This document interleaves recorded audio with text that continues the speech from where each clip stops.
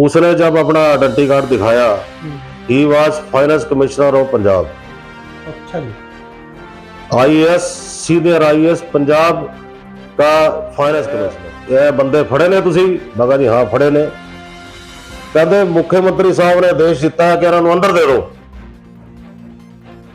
मैं जी कौन से मुख्यमंत्री ने? तो सिंह की 4 कोठी छोड़ के उनकी कोठी थी, तो उन कोठी में बढ़ना हर एक आदमी के बस की बात नहीं। वो डरते थे भी पता नहीं किसकी कोठी है, कैसे चले हो। वो कहता आप आओ जी। मैं आया, मैं चला गया वहां पे। जब मैंने देखा तो मैं कहा चल अंदर भी। जब गए, ऊपर से एक आदमी नीचे उतर गया बड़ी। कहते बताओ भाई क्या बात है? मैं कहा जी ऐसे ऐसे एक लेडी है, कल्पना नाम है, और थाने में बैठी है।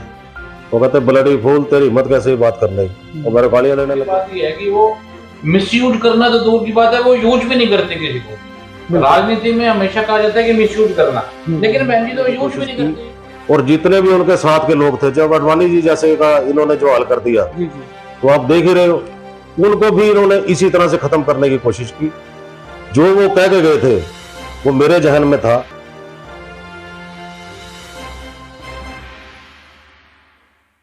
अक्सर आप लोगों ने देखा होगा कि कोई भी पद अधिकारी, चाहे वो किसी भी डिपार्टमेंट में हो, अक्सर जब सरकार होती है ऊपर, उनके दबाव में काम करते हैं। लेकिन एक ऐसे व्यक्ति जो आज हमारे साथ बैठे हैं, हम उनसे रूबरू करवाते हैं आपको। नाम है देशबंधु जी, जो डीएसपी पद पर थे और उन्होंने खुद इस्तीफा दिया। उन्होंने क्यों इस्तीफा दिया, और पार्टियों से भी उनका अच्छा प्रभाव है, पार्टियों में खासकर बीजेपी में पूरा परिवार इनका काफी टाइम से था, और उसको छोड़कर अब दूसरी पार्टी में भी जा चुके हैं। तो देशबंधु जी से बात करते हैं कि इन्होंने किस तरह से बेबाक तरीके से, निडरता से, जो जिन्होंने गलत काम किया, चाहे वो नेता हो या फिर कोई बड़ी सेलिब्रिटी हो, उनको सलाखों के पीछे पहुंचाने में किसी तरह की झिझक नहीं हुई।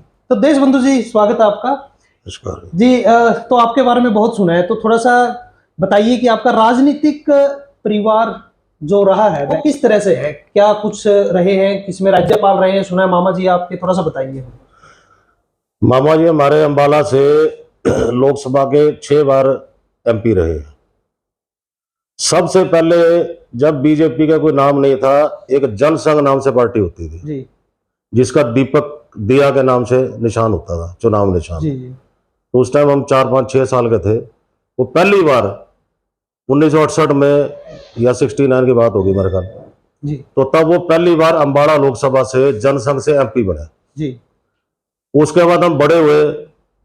बड़े होने के बाद मेरी माताजी भी बड़ी सक्रिय थी राजनीति में, और मैं अब डीएवी कॉलेज अंबाला में, और वहीं की अंबाला की मेरी स्कूलिंग और थी। तो बहुत बड़ा एक ग्रुप था हमारे पास, जो युवा थे लोग हमारे समाज के भी, दूसरे भी। तो बहुत बड़ा वहां पे ग्रुप था हमारा जो मदद करता था इनको, वरना बीजेपी का कौन नाम लेता था, जनसंघ का कोई नाम लेने वाला नहीं था। जी, जी।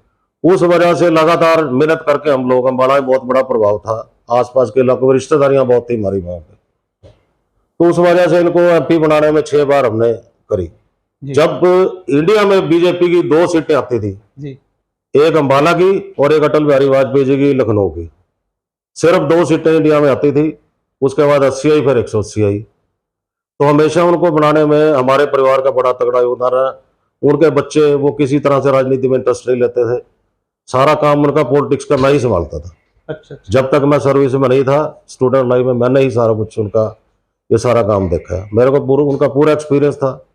तो वजह क्या रही इसको छोड़ने की? वजह ये रही कि मामा जी हमारे, जब उनकी डेथ हुई लास्ट टाइम में, मरने से पहले मेरी माँ और मैं उनके पास थे, और उनके हमारी मामी जी भी थी, उनका एक लड़का भी था।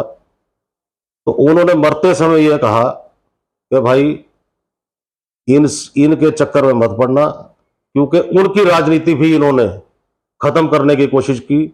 और जितने भी उनके साथ के लोग थे, जब अडवाणी जी जैसे का इन्होंने जो हाल कर दिया, तो आप देख ही रहे हो, उनको भी इन्होंने इसी तरह से खत्म करने की कोशिश की। जो वो कह के गए थे वो मेरे जहन में था, मेरे याद में था। तो मैंने वो बात याद रखी। मैंने उनके परिवार के भी सब लोगों को कहा कि भाई देखो ये बात है। तो कुछ लोग चुपचाप दबे रहे, कुछ नहीं। तो अब मौका मिला, हम तो उस बात को पूरा करेंगे उनकी। तो संजय शर्मा जी के साथ कैसा? संजय शर्मा जी हमारे बहुत पुराने मित्र हैं, बहुत पुराने हमारे भाई हैं। मित्र तो एक अलग बात, मित्रता भी है, और भाई जैसा इनसे प्यार है। तो जो ये कहते हैं ये सुख दुख में हमेशा काम आते हैं, यहाँ हो वहां हो, हमेशा ये दिन रात आदमी के साथ खड़े हैं, ये इनकी खासियत है जी। तो वहां से अब जो ये इन्होंने जिक्र किया कि बहन जी, मगर भी जो आप कहेंगे हम तो उस तरह से चलेंगे और बिल्कुल बहन जी का साथ देंगे। तो कांग्रेस पार्टी में यानी कि अब आप बिल्कुल कांग्रेस में बिल्कुल, और अच्छी तरह से जो कील ठोक के जाएंगे, जब तक बहन जी जीतती नहीं जब तक यहाँ से जाएंगे भी नहीं। इसकी नौकरी की है, कब आपने ज्वाइन की थी? और इसमें है ना आपका बहुत बड़ा एक किस्सा है, पंचकूला की तरफ से भी है, पंजाब हरियाणा की जो सरकार थी उसमें भी आपने कुछ, एक तो कोई किस्सा सुनाएंगे, किसी के खिलाफ कार्रवाई की हो आपने, सरकार का दबाव ना मानना हो कभी? ये तो बहुत लंबी स्टोरी है, फिर अगर जो मैं सुनाऊं। शॉर्ट में छोटा सा कोई भी किस्सा बता दीजिए। शॉर्ट में तो एक छोटा किस्सा ये है कि 2003 की बात है जी। मैं वहां पंचकुला डीएसपी था, तो मेरे पास एक फोन आया कंट्रोल रूम से जी। कि ऐसे ऐसे वहां पे सेक्टर 9 में पंचकुला के वहां पे इलीगल काम हो रहा है, छोटी छोटी बच्चियों के साथ रेप करते हैं वहां पे। जी। मेरे को ये कंट्रोल से मैसेज आया, तो मैं पहले अपने उसको इंचार्ज को कहा कि तू चला जा वहां देख भाई। वो गया, उसने मेरे फोन किया कि जनाब मैं नहीं अंदर जा सकता, क्यों? उसके पड़ोस में निर्मल सिंह डीजीपी होते थे हमारे। ओके जी। निर्मल सिंह की 4 कोठी छोड़ के उनकी कोठी थी, तो उन कोठी में बढ़ना हर एक आदमी के बस की बात नहीं। वो डरते थे भी पता नहीं किसकी कोठी है, कैसे चले गए। वो कहता आप आओ जी। मैं आया, मैं चला गया वहां पे। जब मैंने देखा तो मैं कहा चल अंदर भी। जब गए ऊपर से एक आदमी नीचे उतर के आया बड़ी तेज। मैंने उसको रोका, मैं भी बोल। कहता क्या बात है, क्यों रोक रहे हो? मैंने कहा कोई कंप्लेंट है इसी वजह से रोक रहे हैं। तो मैं ऊपर चल भी, पहले तलाशी रहे ऊपर क्या बात है क्या नहीं है। तो वहां पे इतनी देर में एक लेडी वो नीचे उतर के वो उस नीचे भागने लगी, तो मैंने उसको भी रोका। मगर बहन जी रुको एक मिनट आप। वो कहती क्या बात है मेरे घर में, कैसे मुझे रोक रहे? मगर रोक रहे इसीलिए रोक रहे तुम, मगर तेरे घर में तक मुझसे पूछो तो सही भी क्या बात, आप कैसे आए, आप भाग क्यों रहे हो? तो मेरे को सस्पिशियस से हालात लगे कुछ वहां पे। तो वो उन्होंने कुछ नहीं बताया। कहता जी, वो कहता जी मेरी बीवी है, वो कहती मेरा जीजा है, कभी कुछ कहे कभी कुछ कहे। तो इस तरह के सस्पिशियस हालात थे। तो वहां पे उसके पीछे भी जो रूम्स वगैरह थे, उसके पीछे का गेट खुला हुआ था, तो हो सकता है पीछे भाग गया हो कोई। तो ऐसा कुछ फिलहाल वहां वहां वहां लेकिन हम उनको पूछताछ के लिए थाने में ले गए। उन्होंने कुछ नहीं बताया कि कौन है कौन नहीं। तो थाने में ले जाके जब उनसे पूछा कि भाई बता कौन है, कहता जी मैं तो पहले कहने लगा मैं गाजियाबाद में नौकरी करता हूँ, फिर कहता कुछ करता हूँ। मगर भी देख बिना उसकी बताए तेरे को औलाद में अंदर देंगे, या तो बता सच्ची कहानी तू है कौन है। उसने जब अपना आइडेंटिटी कार्ड दिखाया, he was finance commissioner of Punjab. अच्छा जी। आईएएस, सीनियर आईएएस पंजाब का फाइनेंस कमिश्नर।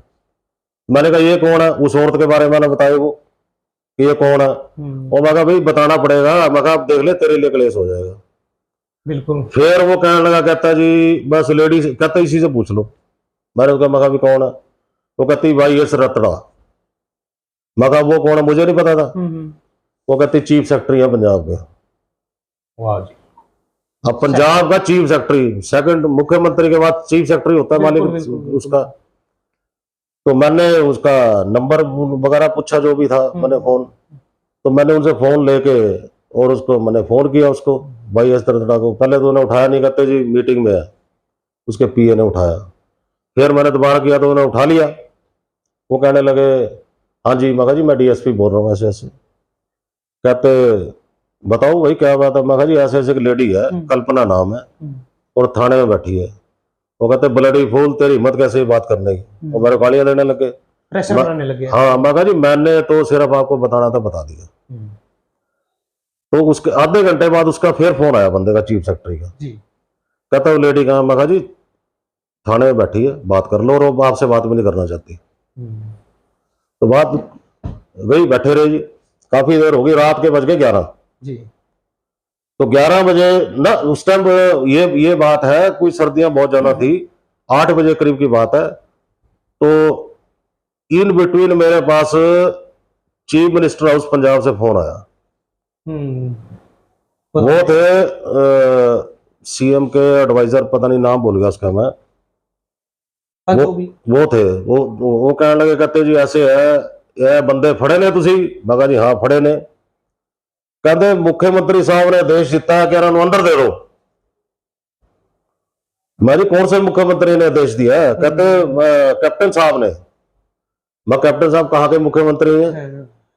पंजाब के है ना। मैं जी मैं तो अपने मुख्यमंत्री जो मेरे को देश देने वाले वो कौन है? मैं जो सरकार यहाँ जिसके अंडर मैं काम कर रहा हूँ उसके देश से काम करूंगा और मैं जेन्युइन काम करूंगा। मैं अंदर देना तेरे कहने से अंदर नहीं देता, ना अपने मुख्यमंत्री के कहने से अंदर दूंगा। जो गलत है तो गलत को अंदर दूंगा। के बाद बिल्कुल। हाँ, तो जो तब जी उसके बाद जब पता लगा, मैंने अपने एसपी से, रणबीर शर्मा एसपी थे वहां पे, अच्छा जी।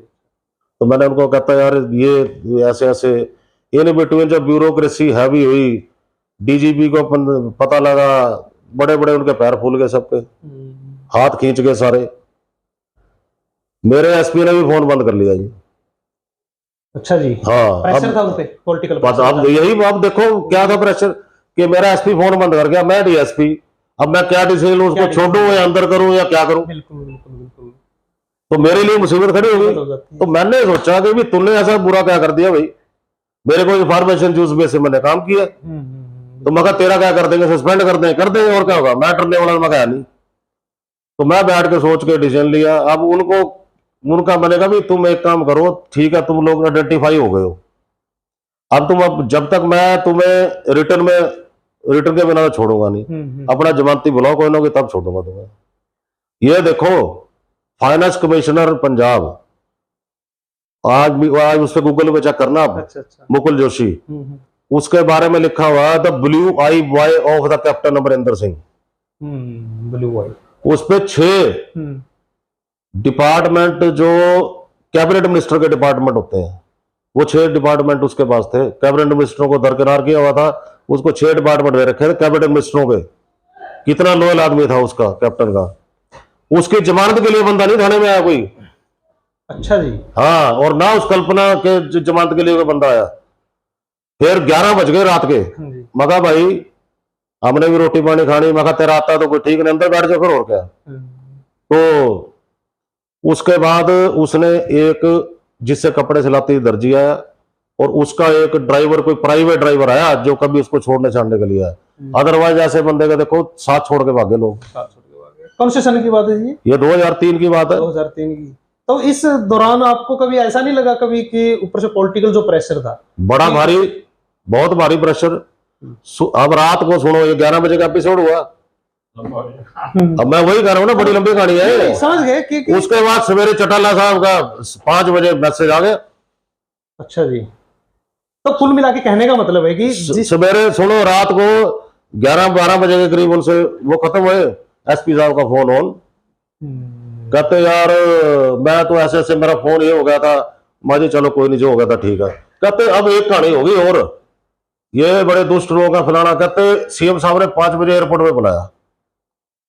भाई ठीक है, मैंने सोचा जो कागज पत्तर मैंने उसको फोटो सेट करा के तब मैं गया वहां पे।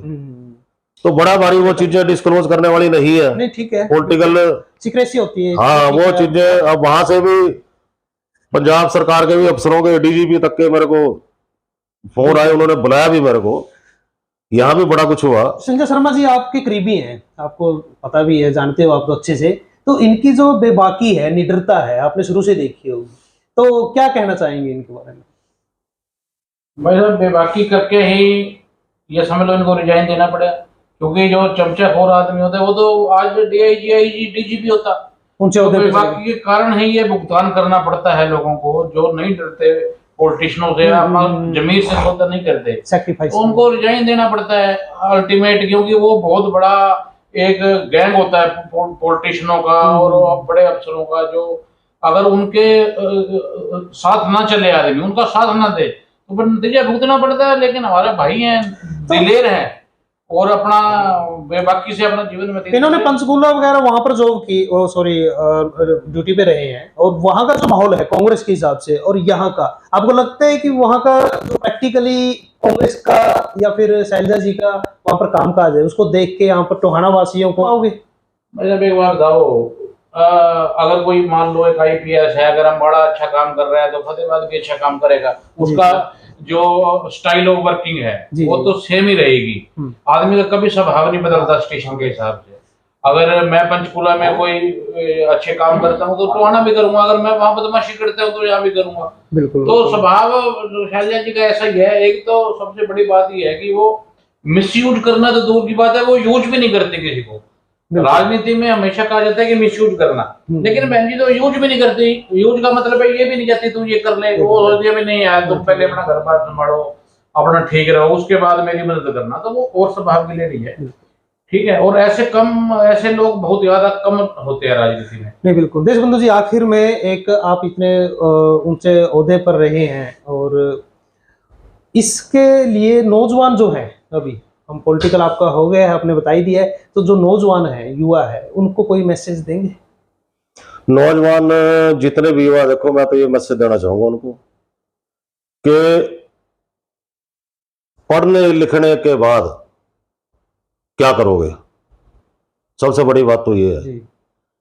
सबसे पहला काम उनका आज की डेट में क्या है। जो बच्चे पढ़ रहे हैं या पढ़ चुके हैं या ग्रेजुएट कर चुके हैं या इंजीनियरिंग कर रहे हैं, जो भी कर रहे हैं, सबसे पहले तो इस सरकार को, सेंटर की सरकार को खत्म करो। हम अपने बच्चों को 20-20, 50-50 लाख रुपए लगा के किस लिए पढ़ा रहे हैं कि कल को नौकरी करेंगे, अपना जीवन उनका ठीक बीत जाएगा। उनको कोई नहीं मिले, क्लर्क की नौकरी तो मिल जाएगी, क्लर्क की तो नौकरी करेगा। जब नौकरी ही नहीं रहेगी, ये लोग नौकरी ही खत्म कर देंगे, तो उस पढ़ाई का क्या फायदा होगा। डगर चला लेंगे हमारे बच्चे, क्या जरूरत है पढ़ने की, क्यों 50 लाख रुपए खर्चे। सबसे पहला मेरा मैसेज नौजवानों के लिए है कि बिल्कुल भी अगर तुम्हें अपनी जीवन देखना है, नहीं बाहर भागे, क्यों भाग रहे बाहर ये बच्चे, कनाडा जाना है, अमेरिका जाना है, कि उनको हमारे ज्यादा समझदार है, उन्हें फ्यूचर पता है अपना कि यहाँ कुछ नहीं मिलने वाला। सबसे पहला ये काम है, उसके बाद उनके सारे काम ठीक हो जाएंगे। बाकी मेहनत से काम करो, ईमानदारी से काम करो। नशे की तरफ भी जा रहे हैं युवा बहुत। और नशा तो देखो, नशे में जाओगे तो जिंदगी 3 साल की है बस। जो बच्चा ये सफेद चिट्टा पिट्टा जो भी पीता है ना, वो ये ध्यान रख ले 3 साल के बाद, चौथे साल में उसकी मौत है। 3 साल से ज्यादा उसकी जिंदगी नहीं है, और जो घर में माड़ा मोटा खूड होगा वो भी खत्म हो जाएगा। तो आपने सुना देशबंधु जी को, और इंस्पिरेशन है ये युवाओं के लिए या उन लोगों के लिए जो अपना काम करते हुए कैसे ओहदे पर बैठे हैं, जिससे जनता को बहुत ज्यादा उम्मीद होती है, लेकिन डर के मारे या पॉलिटिकल प्रेशर में वो कभी भी न्याय नहीं कर पाते। आगे ही ऐसी ही हस्तियों के साथ आपके सामने पेश होंगे। देखते रहिए माई सिटी न्यूज।